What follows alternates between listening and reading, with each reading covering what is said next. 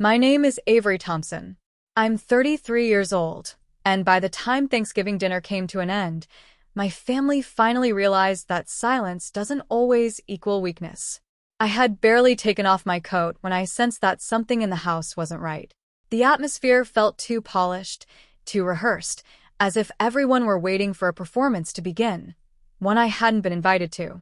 My father kept glancing at his phone, wearing that smug expression he always had when he believed he was about to impress everyone. My mother's smile was overly bright, almost forced. My siblings seemed barely able to contain their excitement, even before the turkey was served.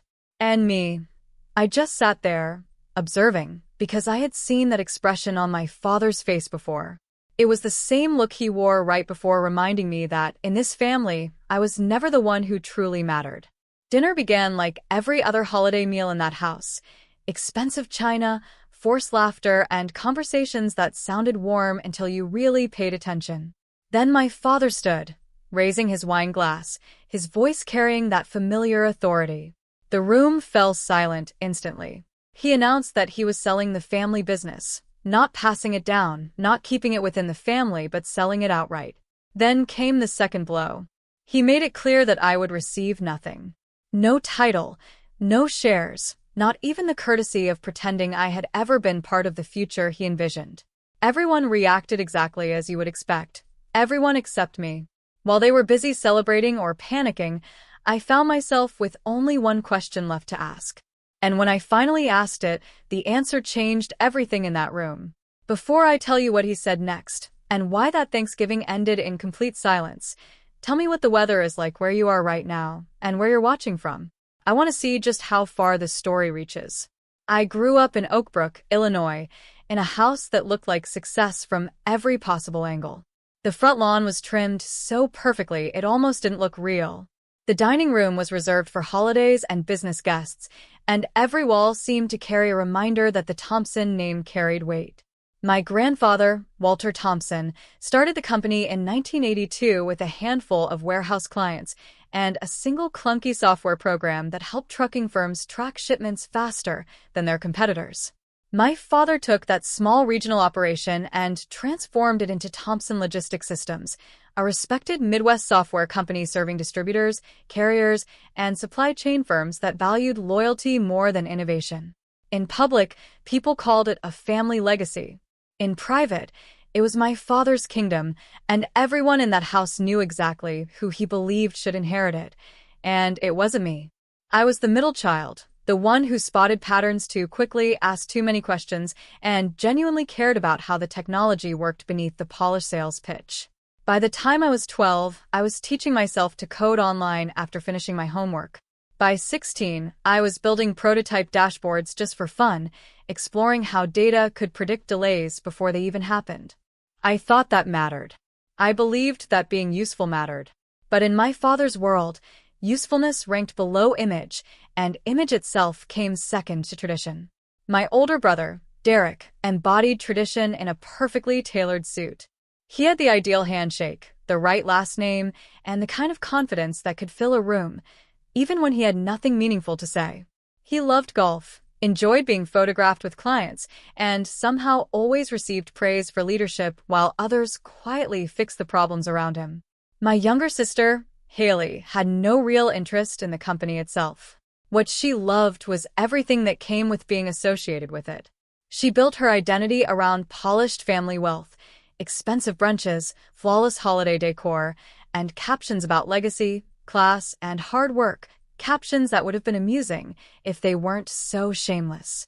Then there was my mother, Elizabeth, who had mastered the art of smoothing over conflict until it looked like good manners. She could sense tension the moment it entered a room, but instead of confronting it, she would pour more wine, change the subject, and act as though silence and peace were the same thing. That was the rhythm of our family. Derek was praised. Haley was indulged. My father was obeyed, and I was merely tolerated. At dinner, if I brought up product architecture, my father would smile the way adults smile at children showing finger paintings and say something like, "Avery, sweetheart, let's leave business discussions to the people actually running the company." And if I pointed out inefficiencies in their outdated systems, He would dismiss me with a wave of his hand and say, "Clients don't pay for trends, they pay for trust." Trust, in his mind, meant holding everything exactly as it was until the moment change became impossible. What made it worse was that none of this existed in my imagination. I was not some resentful daughter twisting the past because she lacked attention. I had the grades, the internships, the technical expertise, and the discipline to earn a legitimate place at that table. I studied computer science and operations at Northwestern, graduated with honors, and returned home convinced that, at last, he might see me as something more than an inconvenience with good ideas. I can still recall how hopeful I felt the first time I mentioned the future of predictive logistics during dinner. I had spent weeks developing a model that demonstrated how machine learning could help mid-sized carriers reduce missed windows, labor waste, and fuel inefficiencies. I expected, at the very least, a few questions. Instead, he sliced into his steak, barely glanced up, and said, "Avery, companies like ours do not gamble on theory." Then he shifted his attention to Derek, asking about some client golf outing as though I had never spoken. That was the moment I began to grasp the real issue. My father did not overlook me because I lacked value. He ignored me because my value threatened the narrative he had already chosen about who mattered in this family. Everything finally fractured when I was 23, and it did not unfold in some dramatic Chicago boardroom. It happened during one of those polished family business retreats my father loved to host every summer in Wisconsin Dells. He called them strategy weekends, but in truth, they were pageants. Executives arrived dressed in resort casual. Clients attended for steak dinners and river views. And my father performed the role of visionary patriarch while Derek stood beside him, nodding like a crown prince in training. I had spent 2 months preparing for that trip. I created an entire presentation centered on AI-based supply forecasting and route optimization, not in abstract theory, but in a form that Thomson Logistics Systems could realistically implement in phases. I had real data, projected margins, risk analysis, and a practical rollout strategy. I understood that their clients were beginning to feel the pressure of bottlenecks, labor shortages, and outdated warehouse communication. I knew the market was evolving faster than my father realized. More than anything, I knew this proposal could push the company years ahead of its competitors, if he was willing to consider it. On the second afternoon of the retreat, after a long lunch and a series of self-congratulatory speeches about company culture, my father finally gave me 20 minutes to present. I stood before a room filled with senior staff, 2 legacy clients, Derek, my mother, and several outside advisors. My laptop was connected, my notes prepared, and for the first 3 minutes, people actually paid attention. I explained how predictive modeling could identify shipping disruptions early. I demonstrated how warehouse staffing could be adjusted based on demand patterns instead of guesswork. I showed how even smaller carriers were beginning to expect smarter systems, faster insights, and better integrations. Then my father leaned back, folded his arms, and cut me off mid-sentence. Not with a question or concern, but with a laugh.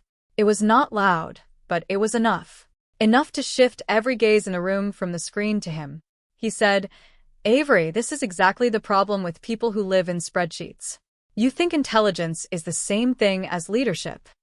Then he turned to the room and added, "My daughter is brilliant, no doubt about that. But she still does not understand how the real world works. We do not hand over serious businesses to people chasing ideas that sound good in classrooms. We hand them over to people who know how to protect what already works." Then he placed a hand on Derek's shoulder and said, "That is why the future of this company is staying right where it belongs." I felt the blood rush to my face, so quickly I thought I might faint. No one spoke. No one defended me. Derek looked uncomfortable for perhaps half a second before settling into the quiet satisfaction of a man being publicly chosen. My mother kept her eyes on her folded hands. One client offered me that tight, sympathetic smile people use when they are relieved the humiliation is happening to someone else. I remained there for a few seconds longer, still holding the clicker, still pretending there was any dignity left to recover. Then I closed my laptop, thanked the room in a voice that barely sounded like mine, and walked out. I did not cry until I reached the parking lot. Even then, it lasted only a minute, not because it did not hurt, but because something colder replaced it, something sharper and far more controlled. I remained seated in my car, the engine still idling, and it struck me with unsettling clarity that if I chose to stay, that single moment would define the rest of my life. Every promising idea I had would pass through Derek's judgment first. Every achievement would be downplayed, stripped of its value. And every mistake would be twisted into evidence that my father had been right about me all along. So that same night, I drove back to Illinois, packed 2 suitcases, sold whatever I could, and used the money to buy a one-way ticket to Seattle. All I had was $4,000 and a kind of anger I didn't yet know how to put into words. My father dismissed it as a phase. My mother softened it by calling it distance. Derek labeled it dramatic. None of them understood what I had truly decided in that parking lot. I wasn't leaving to recover. I was leaving to create something powerful enough to make them regret ever underestimating me. Seattle became the first place I'd ever lived where my family name meant nothing. And that turned out to be exactly what I needed. The city was gray, damp, expensive, and completely indifferent to who I was connected to. I rented a cramped studio in Ballard, with uneven floors and a radiator that rattled like it was on its last breath inside the walls.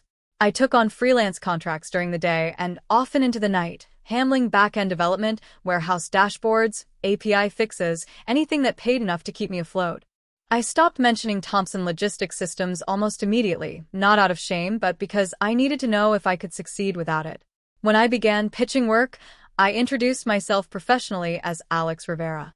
Part of me didn't want my real name circulating through tech circles, but more importantly, I wanted clients, investors, and partners to respond to the strength of my work, not the story behind it. Those first 2 years were brutally difficult in the most unglamorous ways. I was constantly exhausted, always short on money, and learning more from broken systems and impossible deadlines than any classroom had ever taught me. But those years gave me something I had never found at home: clarity. The smaller logistics companies I worked with all struggled with versions of the same issue. Their systems were disjointed. Their warehouse data lagged behind reality. Their dispatching decisions were reactive instead of proactive.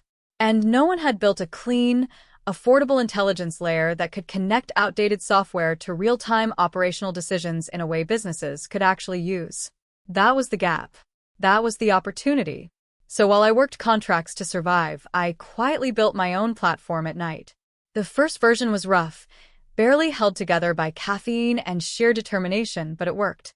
It could gather warehouse throughput, route data, order velocity, and labor inputs into a single system, flagging disruptions before they spiraled into costly problems.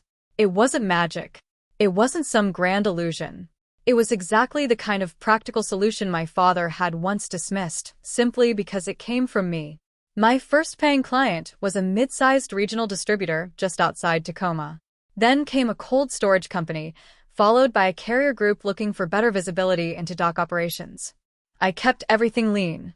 I reinvested instead of celebrating. I hired carefully, choosing people who were smarter than me in specific areas and humble enough to tackle difficult problems without chasing recognition. By the time I turned 28, the platform had grown into something substantial, real enough to attract acquisition offers. That was when I established Avengers Holdings, a parent company designed to manage not just one platform, but an expanding ecosystem built around logistics intelligence, warehouse coordination, and predictive operations. I didn't build it like someone chasing fame. I built it like someone who had already learned what happens when image starts to matter more than skill. We remained private. Media appearances were rare. When investors wanted the founder in the spotlight, I sent my COO unless my presence was legally required. When conferences invited me to deliver keynote speeches, I declined more often than I accepted. Within the industry, Alex Rivera developed a reputation: sharp, reserved, and difficult to read. That suited me perfectly. Over the next 7 years, Avengers expanded by acquiring smaller tools that addressed complementary needs: a dock scheduling startup in Portland, a warehouse analytics company in Denver, and a labor forecasting platform based in Austin. None of those deals ever made headlines beyond the trade press, yet together they positioned us powerfully in corners of the market that old-school companies never noticed until it was far too late. We became valuable not because we were flashy, but because we were useful in places where inefficiency cost millions. All that time, my family knew almost nothing. Whenever my mother asked how work was going, I told her it was busy. When Haley wondered if I was still doing some kind of computer-related job, I let her believe that. When Derek asked whether I had finally joined a real company, I simply smiled and changed the subject. My father hardly asked at all. He had already categorized me as the daughter who moved west to prove a point and never quite made it back. That assumption became one of my greatest advantages because, while they treated me like background noise, I was studying Thomson Logistics Systems from the outside with a level of honesty no one inside the company was willing to apply. I reviewed filings, followed vendor shifts, tracked client losses, observed their outdated architecture turning into a liability, and recognized the obvious truth my father was too proud to admit. The company was still respected, but it was no longer strong. It was surviving on reputation, long-standing relationships, and the illusion that yesterday's methods would protect tomorrow's margins. About 18 months before that Thanksgiving, I realized the window had opened. Thomson Logistics Systems was vulnerable, and if the right buyer stepped in, it could still be rebuilt rather than stripped for parts. I gave my father one chance before making my move. Through intermediaries, Avengers sent a quiet strategic partnership proposal that would have modernized the company without humiliating him. He rejected it almost immediately, believing he was dismissing just another outsider who didn't understand his business. In reality, he was closing the last soft door I had left open for him. After that, I stopped trying to protect his pride. By the time Thanksgiving arrived, every moving piece was already in motion. The board had been softened by months of pressure, the valuation had been anchored, the lawyers were deep in the documentation, and my father still had no idea who was truly behind the offer. I arrived in Oakbrook the day before the holiday with one suitcase, a carefully neutral expression, and absolutely no intention of revealing anything too soon. I didn't show up dripping in logos or trying to resemble a caricature of success. That would have been too obvious, too desperate. Instead, I wore the kind of quiet confidence money buys only after it no longer needs applause. My coat was tailored, my watch understated, and my bag expensive enough to be noticed only by those who truly understood what they were seeing. The driver who dropped me off was there not to make an entrance, but simply because I no longer felt like standing in a rental line after flying home. Still, the entrance made itself. My mother opened the door and paused just long enough to take in the details. She hugged me warmly, then leaned back and said, "You look different."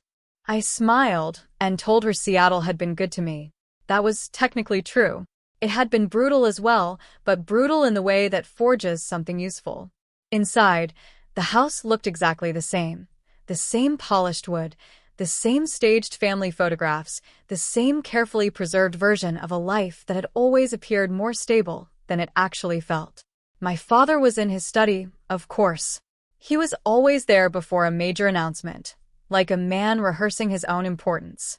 I found Derek in the living room, drink in hand before noon, speaking loudly about expansion plans as if he were already running the company. He hugged me with one arm, gave me a quick once-over, and asked if I was finally doing better out there. Better than what? I almost asked, but there was no point. Haley drifted in a few minutes later with her phone already aimed at the room, capturing cozy Thanksgiving preparations for followers who believed inherited wealth looked effortless because no one ever filmed the chaos behind it. She air-kissed my cheek and asked if I had a boyfriend yet, using that tone women adopt when they pretend to be curious but are really taking inventory. I told her no. She replied that it was probably for the best because ambitious men disliked strong women unless they could show them off. Then she laughed, as though she had said something clever. The only person who seemed even slightly unsettled by my presence was my mother. She kept watching me the way people study a painting they're suddenly afraid they misunderstood the first time. Later that afternoon, I passed my father's study and heard his voice through the door, sharp and self-satisfied. He was on speaker with someone from the legal team, confirming numbers, timelines, and a final call scheduled after Thanksgiving dinner. 53 million, he said, and in his voice I could hear the relief of a man convinced he had pulled off one last great act of control. I stood there for a moment listening. He still believed this sale would end the story on his terms. He still thought he was the one choosing the ending. When he stepped out and saw me in the hallway, he gave me that distracted, half-smile, powerful men reserve for people they don't consider relevant to the real conversation. He said, "Big day tomorrow," in a tone that made it clear he assumed I wouldn't care about the specifics. I replied that he might be surprised, but he barely registered my words. That evening, during dinner preparations, my mother obsessed over seating arrangements and polished silverware as if perfection could hold everything together. Haley rehearsed effortless poses for the dining room centerpiece, adjusting angles like it was a photo shoot. Derek joked that Dad was probably on the verge of making him wealthy enough to retire by 45. No one noticed that I didn't laugh, not even once.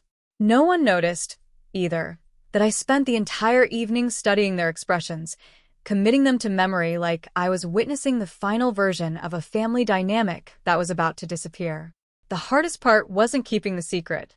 It was sitting there, in that house, listening to the same patterns, watching the same dismissals play out, and realizing they had no idea how close they were to discovering that every assumption they had ever made about me was completely wrong. By the time Thanksgiving dinner finally started, I wasn't nervous. I was done waiting. The dining room looked exactly as it always did during holidays, which only made what followed feel sharper. My mother's finest china covered the table. Candlelight flickered softly, and every seat reflected the same rigid hierarchy we had followed for years. My father at the head, my mother across from him, Derek positioned close enough to catch every approving glance, Haley seated where the lighting flattered her most, and me placed just far enough away to be included, but never central. Dinner began with its usual performance: compliments about the food, shallow jokes, and conversations that sounded warm until you actually listened to them. Derek spoke about growth and legacy, as if he had personally built both. Haley chatted about a new brand deal, sneaking glances at her phone beneath the table. My mother drank a little too quickly. My father barely touched his food, too consumed with himself to be hungry. Then, just after the plates were cleared and before dessert arrived, he tapped his glass with a fork. The room fell silent immediately. He stood, carrying that same polished authority I had seen my entire life, and announced that after months of confidential negotiations, he had agreed to sell Thompson Logistics Systems. Derek started smiling before he even finished the sentence. Haley gasped, more thrilled than shocked. My mother's expression tightened, though she maintained her careful social smile. Then came the second blow. He explained that none of us should expect an easy inheritance from the sale. He and my mother would decide how the money was distributed, and a significant portion would be directed elsewhere. Derek's smile vanished. Haley blurted, "Wait, what do you mean elsewhere?" My father continued speaking about responsibility and stewardship, clearly expecting to sound noble while effectively cutting his own children out of the future. Derek shoved his chair back and demanded to know how he could spend years working at the company and still be blindsided like this. Haley spiraled, worrying about how this would affect the family's image. My mother tried to calm everyone, urging them to lower their voices. Through it all, I stayed silent. I set my fork down and waited until the room remembered I was there. Then I asked a single question. "Dad, who's the buyer?" He straightened slightly, clearly pleased to hold onto one piece of information that still made him feel powerful. "Avengers Holdings," he said. "Final number is 53 million. Serious people. They understand what this company is worth." I nodded once, let the silence stretch just a little longer, and then said, "Dad, I am Avengers Holdings." No one moved. Derek let out a short laugh, because men like him always assume the worst possibility must be a joke. Haley stared at me as if I had suddenly started speaking another language. My mother slowly lowered her wine glass. My father didn't react at all for a full 2 seconds, which told me he had heard me perfectly. Then he said, "Don't be ridiculous." I reached into my bag, took out a slim card case, and placed a single card on the table. Avery Rivera, founder and CEO. Avengers Holdings. My father picked it up, and I watched the realization unfold across his face in stages. Confusion. The tension in the room felt like resistance itself, thick, silent, and unavoidable. Then came the uncomfortable realization that the mysterious buyer my father had admired was, in fact, the very daughter he had spent years dismissing. Derek demanded to know what kind of game I was playing, but I calmly told him it wasn't a game at all. The acquisition by Avengers had gone through proper counsel review and multiple acquisition teams over several months. It was fully legal, signed, and already finalized. My father insisted that the founder of Avengers was someone named Alex Rivera. I corrected him, explaining that Alex Rivera was simply a professional identity and that serious businesses often operate through intermediaries as standard practice. From the corner, Haley kept whispering, "Oh my God," as if repeating it might somehow undo what was happening. My father then asked how long I had been planning everything. I told him the real question was how long he had been refusing to see what had been right in front of him. I reminded him of the partnership proposal Avengers had sent months earlier, the same one he dismissed without a second thought, convinced that no one outside his circle could possibly understand his company. I pointed out that Thompson Logistics Systems had been surviving on outdated systems, old relationships, and his refusal to evolve. That struck a nerve. He accused me of humiliating him in his own home on Thanksgiving, but I reminded him that he was the one who ultimately sold the company. He simply never imagined the buyer could be me. Derek suddenly stood up, accusing me of orchestrating everything just to destroy him. I told him plainly that I hadn't done it to destroy him, but to save a company he had been helping to ruin. Then I brought up the vendor kickbacks, the inflated invoices, and the side agreements he believed no one had traced back to him. He froze immediately. My mother looked between us in stunned silence. My father demanded an explanation, and I gave him one without hesitation. During due diligence, Avengers uncovered a consistent pattern of inflated contracts routed through a preferred vendor Derek had repeatedly defended. Those overcharges ultimately led back to an account connected directly to him. Derek shouted that I was lying, but I told him I had the documentation to prove every word. That was the moment the atmosphere in the room shifted completely. Haley broke down crying. My father looked suddenly smaller, older, stripped of the confidence he had carried for decades. Finally, he asked me what I wanted. I told him I wanted exactly what I had earned. I wanted the company modernized before it collapsed under leadership that confused inheritance with competence. I wanted the people doing the real work to finally have a future that wasn't tied to his ego. And I wanted him, just once, to understand that his greatest mistake was not underestimating the market, but underestimating his own daughter. Silence filled the room again. My father slowly sat down, while Derek remained standing, pale, furious, and unsteady. My mother stared at me as though she was seeing me for the first time in her life. Then my father finally spoke. "I never imagined you could do something like this."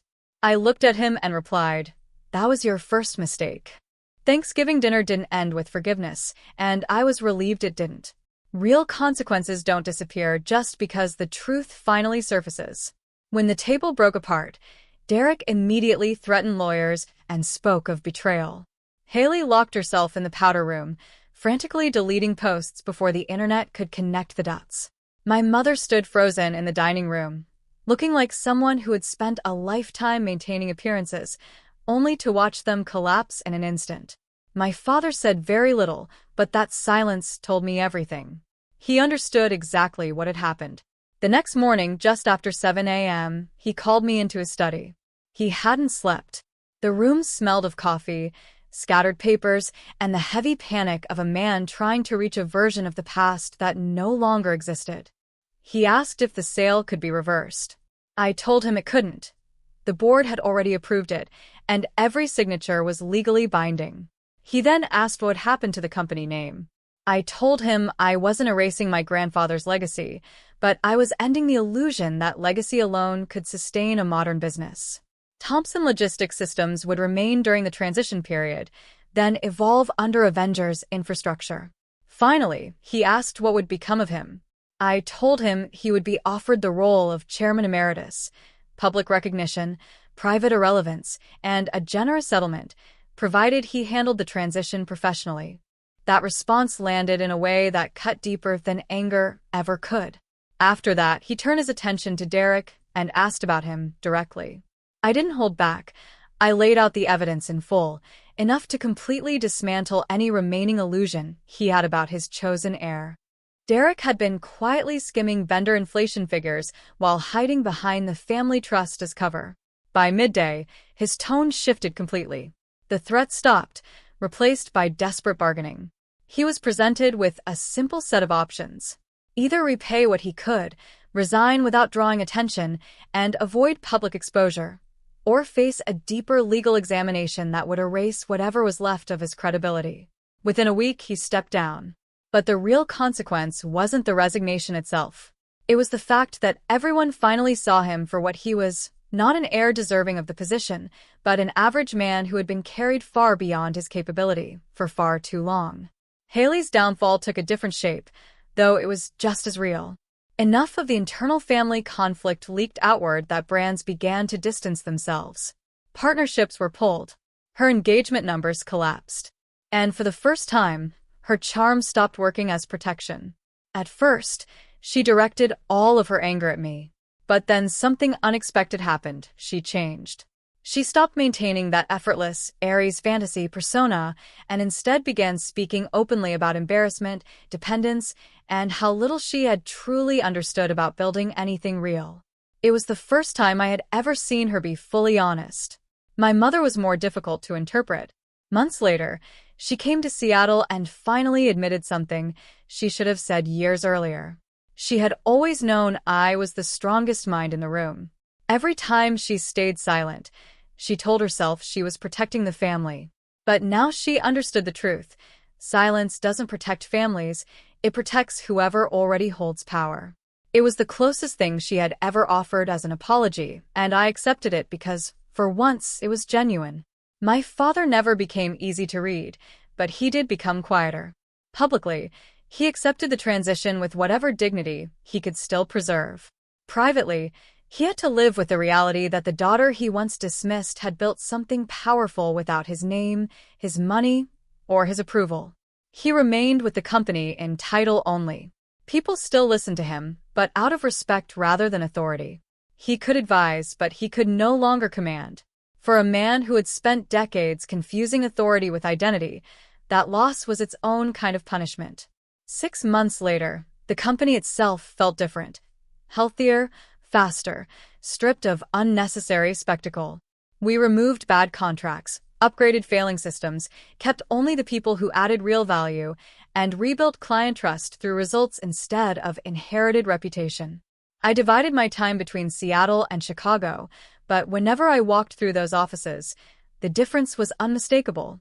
No one looked through me anymore. No one questioned whether I understood the real world. I hadn't just taken control of the company, I had dismantled the pattern that had been weakening it from within. Because revenge that ends in humiliation is shallow. The real victory is when the person underestimated doesn't just expose the truth, but uses it to build something stronger in its place. What I learned through all of this is simple. Family loyalty means nothing when it is built on favoritism, silence, and entitlement. A legacy is not preserved by handing power to the loudest son in the room. It survives when responsibility is given to the one willing to earn it. And if there is any lesson worth keeping, it is this: never mistake comfort for character. Never assume being chosen means being capable, and never underestimate the quiet person in the room just because they haven't spoken yet. By the next Thanksgiving, everything had changed. The room was smaller, the meal was simpler, and no one attempted a performance of unity. My father asked for my opinion before dessert. My mother actually listened to my answer. Haley spoke about her work, without pretending it came effortlessly. Derek wasn't there, and honestly, that was better for everyone.